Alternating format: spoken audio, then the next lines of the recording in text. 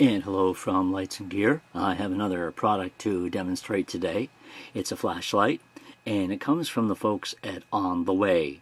When I was introduced to them, probably last year, they seemed like a very simple brand, and a lot of their flashlights were, at the time, were more or less clones of popular Olight baton lights. But they seem to have sort of come into their own since then. And at least with this particular model, I don't see, at least this one's not familiar to me from being from already being from another brand. So it seems to be more of one of their own this time, if you will. However, this is the Road U16, and very nondescript packaging, as it always comes in sort of a recycled box. Some Chinese information on the back. And the sticker here on the side of the box does indicate that it is a warm white light. And this one actually comes in two tints. You can get it in a cool white with an XPL LED, but this particular one is warm white. And this is an XP... Oh, no, I'm forgetting which one it is. Just have to check the manual quickly here, which you get when you open the box, obviously. This is the XM, pardon me, I was way off. This is the XML2U3 LED, and it's a 5C, so it's a warm LED. Anyway, so we kind of jumped the gun there by opening up the manual right away, but here is the manual, of course, which you see inside the box. And also in the box, you have the little pouch, which is typical for On The Road. They usually give you one of these to carry their little lights in, which is kind of neat. And the light is in there. In the back of the box, you have a USB charging cable, because the U16 is USB rechargeable. So that's that. And in the front of the box, you get the other accessories, which include a couple of spare O-rings, and an adjustable lanyard, and a battery. They usually throw in a battery in most of their lights. That's nice. This is the rechargeable 16340. So anyway, that is what you get with the flashlight. So let's run things down here. And first of all, take the flashlight out of its little case. There you go. It's a little fella, only about, I haven't even measured it yet, but about 3 inches long. So it's very petite. Has a nice pocket clip already attached. It's a very sturdy clip. It can be removed, but it's on there really, really tight. And it's also placed in such a way that, you know, it conforms with the body of the light. And when you're using it in the dark, there's no illumination here of the switch, which is the only switch on the light, nothing on the bottom. But the placement of the clip, if you're, you know, to know where the placement of the clip is to know where the button is, because you know it's just to the right of the clip.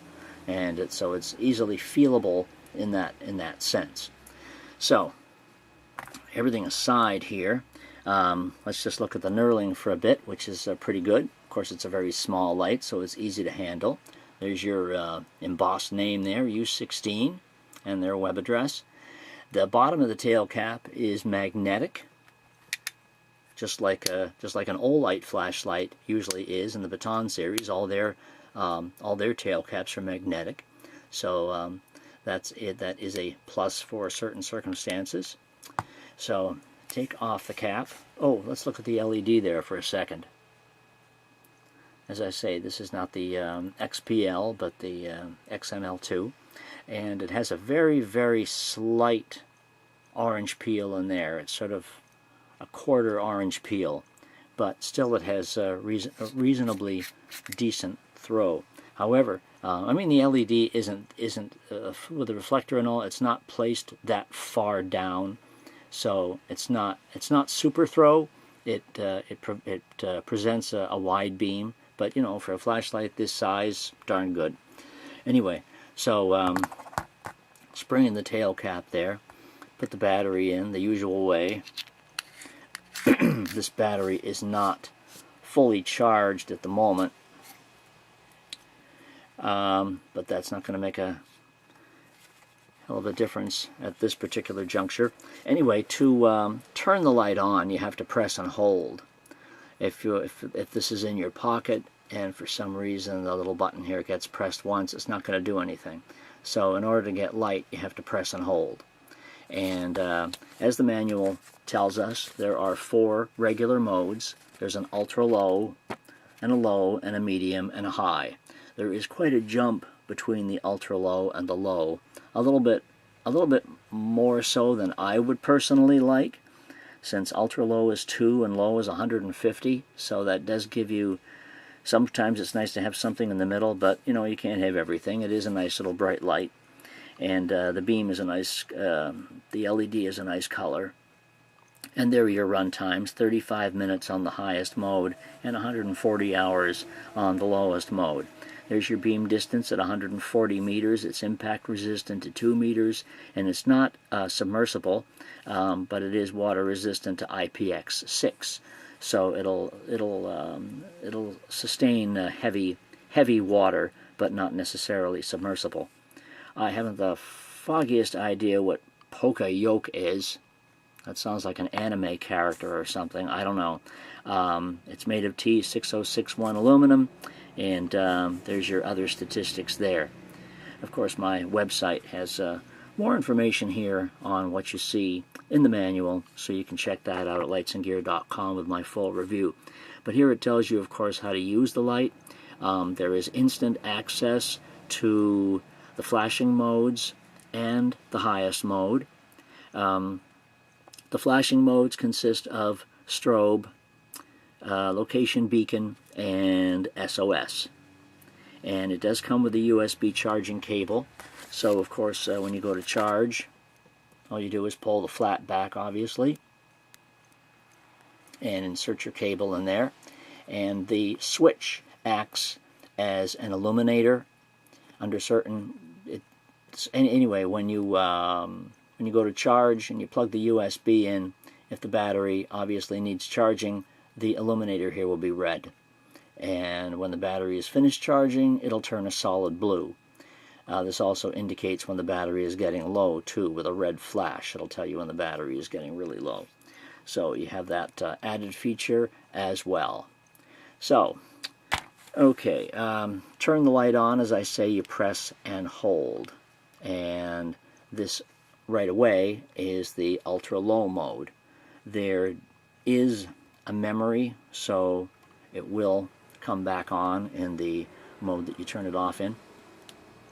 To switch modes while it's on, just give it one click, and there's that jump between ultra low and low I was talking about. I think you can see the color of the beam, right?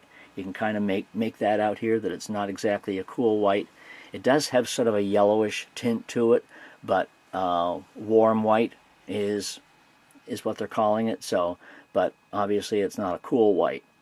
So, and as I say, the color appears to be coming through there on the table, and so you can get a sense of what that is. Now, if I click ahead, of course, now I'm in medium, and click ahead again, and I'm in high. So there's your high beam.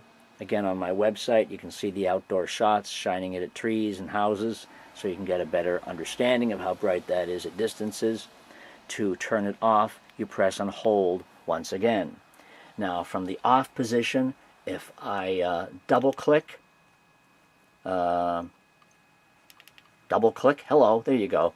From the off position, if you double-click, it goes instantly to high. And now there is also a turbo mode.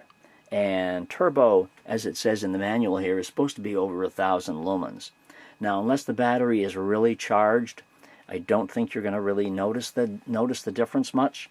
But what I would do is from the high mode, I would double-click again, and then that's going to give it the extra boost to turbo. Unfortunately, this battery is at about 3.8 volts right now, so it doesn't seem to be really giving me that option. Again, unless the battery is up around 4 volts, you're really not going to see any bump. And when you do, it's there, but you have to look for it. So it's not like it's going to be a huge bump, and it's not like it's going to be really noticeable. So you can count on your high mode at over 700 lumens to pretty much be the mode if you want something bright that you're going to use most of the time. I don't think you're really going to give it that extra boost and try to get that little bit of extra light out of it. For a 16340 battery, it really doesn't quite have the power to do that. But it's there, and I've actually found that the battery they're giving you here works better on that than a couple of other batteries that I tested in it. So anyway, if you're in the off position, actually from anywhere, if you want the flashing modes, all you do is click it 3 times. Hold on. Let's turn it off. 1, 2, 3. Okay, there's your strobe. Click it again, and you have beacon mode, and you click it again, and you're in SOS. So those are the 3 flashing modes, and if you clicked it again, you just get back to strobe. So once you're in them, you have to press and hold to turn it off. Now let me just see again. I'm going to turn it on again. 1, 2, 3. Okay, yeah, so from any position, 3 presses will get you the flashing modes. And again, from off, it's 2 presses for the highest mode, and 3 presses for flash, and 1 press to just enter the regular mode, and so forth. And of course, again, if I pressed and hold to turn it off, and then pressed and hold to turn it back on again, it comes back on in the last mode it was in.